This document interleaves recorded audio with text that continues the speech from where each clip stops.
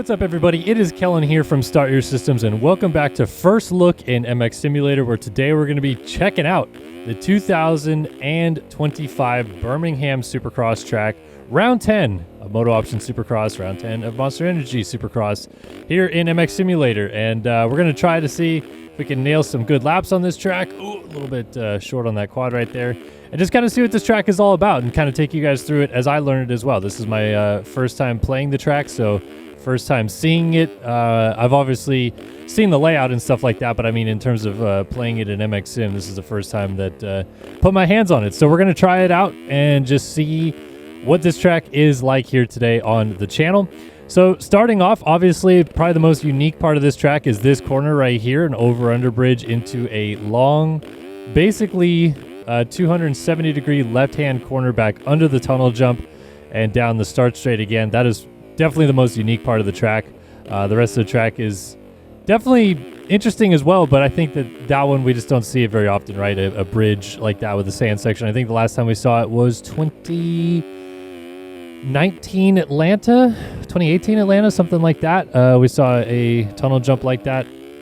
And then, yeah. So, over the finish line jump out of this corner, we got a wall into the first turn complex. Looks like the optimal line here is going to be 3ing this and then tripling all the way into the corner from there.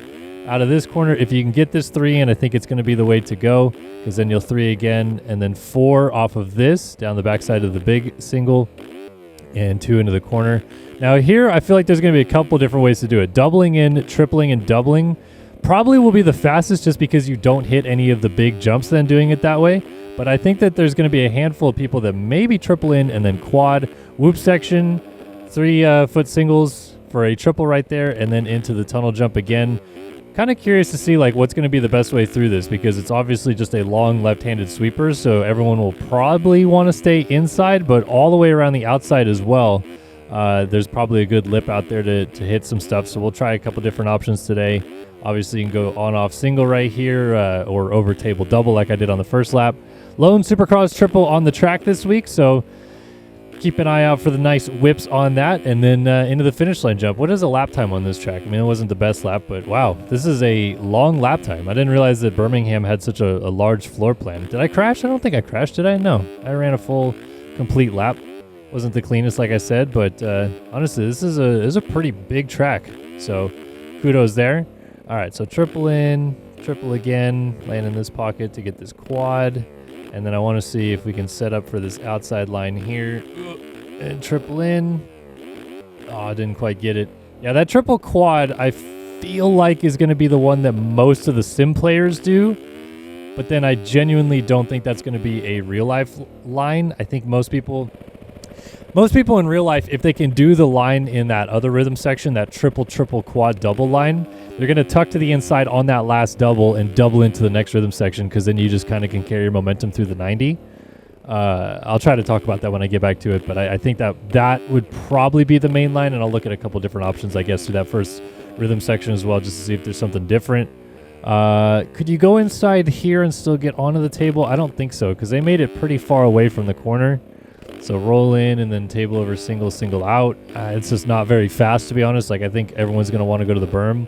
And then that Supercross triple's got such a long run up to it. It's kind of gnarly how high it then pitches you. I think a lot of guys are going to really try to scrub that one pretty hard and may have some problems because of it. I think everyone's going to want to double over the start right there just to keep it nice and tidy. And then I'll try to wall jump into that single out of the first corner again next time by, if I can remember so. All right, so let's cut down early here. Double in, 3, and then I guess you'd go 4, 3. Actually, that's not that bad. That's a pretty solid line as well. Out of this one, 3 in. Oh yeah, we're gonna get it. 3, 4. A little long, but that's okay. Pretty easy to get it on a 450 for sure. But if you're gonna triple into that corner beforehand, that's gonna be the line to go for.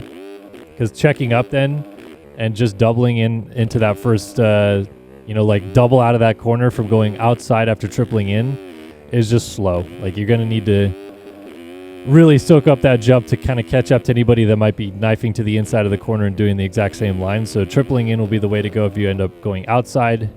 Like I said, I feel like if you can double and then double to the inside, that will probably be either as fast or faster. Definitely will be the line in real life, I'd have to imagine. But we'll see. See if I can remember to do this wall jump here. So 110.8, still not my best lap, but let's see. So wall jump here. Oh man, it pitches you so high. And then you would 3 after it, I guess. 3 to 2, yeah. What else can we do through here? Can we do this? Yeah, that doesn't take you anywhere, because then you just 3 this and then single into the corner. So yeah, that's not a viable option. It seems like there's kind of just like 2 main options in that first rhythm section. You either triple in, triple again, quad double, or you double in, triple, quad, triple, I think is what you would be over that table. Yeah, so there's pretty much 2 lines there. There's 2 lines in that rhythm section that I just went through as well. Like, I don't think you're going to do anything other than triple quad or double triple double.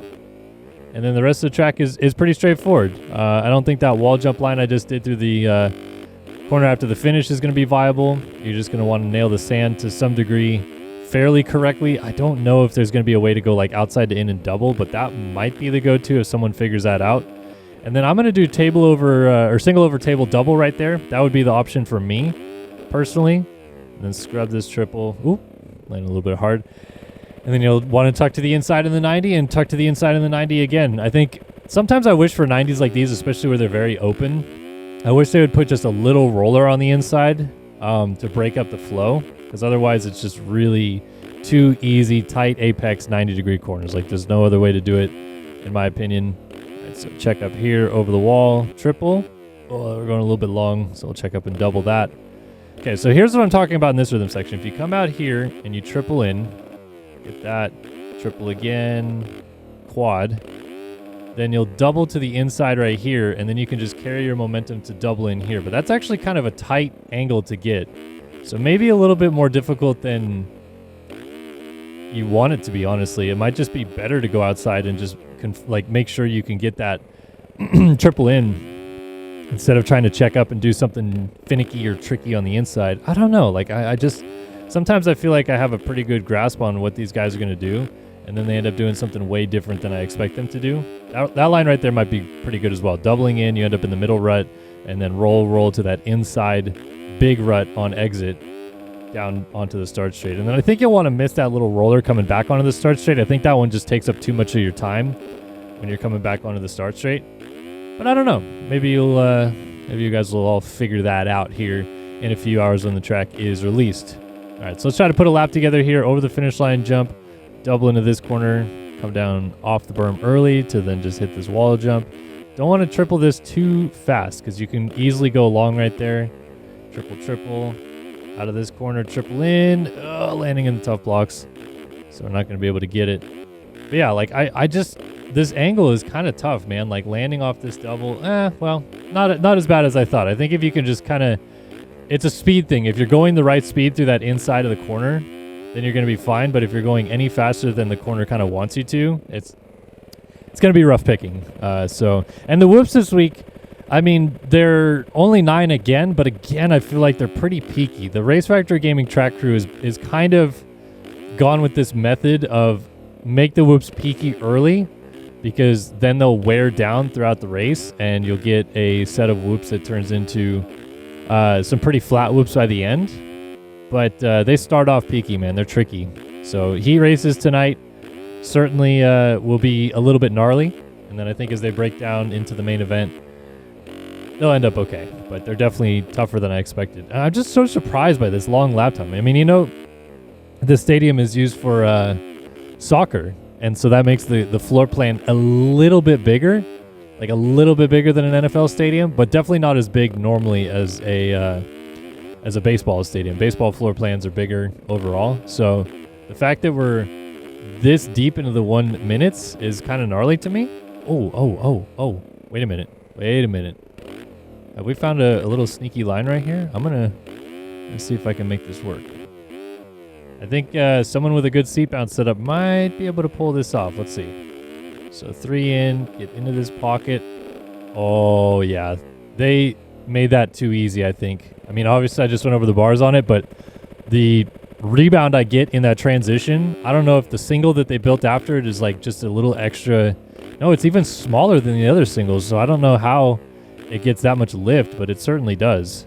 So let's try it again. Out of this corner, triple in. Oh my gosh, that's so close. Like, for only my third try, like the first try wasn't even an attempt. The second try was my real attempt. And then this time, I mean, if I'm just going straighter down the straightaway there, I think I pop up onto that table. Because then obviously you step down and 3 into the corner. So that's the big boy lines through here. 3 in, 4 onto the table. Oh, no, I don't know. I mean, definitely not consistently. I kind of feel for the people that are going to have to qualify for this race now, because it's not going to be a consistent line, but it probably will be a qualifying line. I don't think I would see them not at least trying that once or twice. And maybe, you know, maybe it's used as a race line to make a pass. So 3 in, get into this pocket. Yep, there it is. Onto the table, off. 3 into the corner. Boom. And then out of this corner, you 3 again. And honestly, you can like kind of soak up this quad because you're carrying so much momentum. But like, there you go. Back-to-back big lines. Triple in, quad onto the table, off, triple out.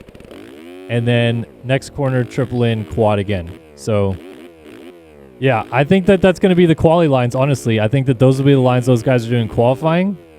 But the fact that it took me, 5 tries to kind of figure out how to get up onto that table. It's just about not seat bouncing the triple in too much, kind of landing in that pocket and then really G'ing out the suspension nicely to then pop up onto the table.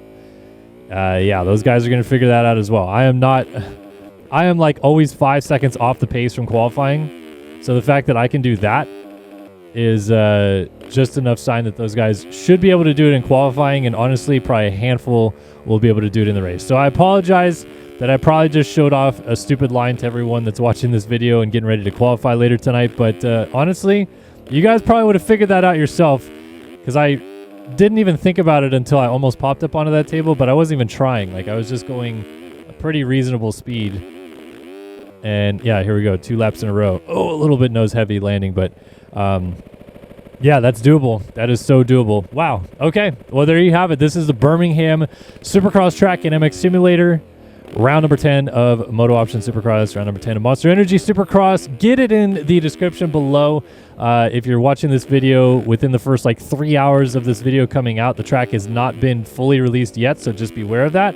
But anytime after that, yeah, get it for yourself and go shred it. So thanks guys for tuning in. Hopefully you enjoyed this one. As always, appreciate you stopping by and watching, and we'll see you guys in the next one. So long for now.